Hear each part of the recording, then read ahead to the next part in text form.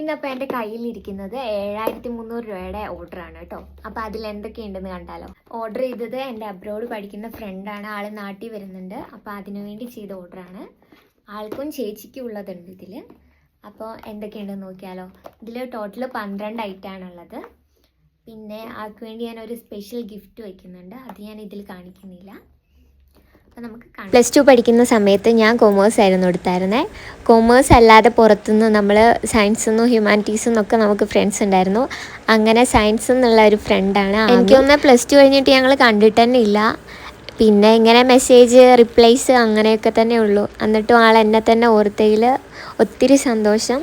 Thank you so much Ami. ഈ ബോക്സിൽ കാണുന്ന ഐറ്റംസ് ആണ് ആൾ ഓർഡർ ചെയ്തത്. നോർമലി നമ്മൾ ഓർഡർ വരുമ്പോൾ പാക്ക് ചെയ്ത് അയക്കുക ഇങ്ങനത്തെ ബോക്സിലല്ല.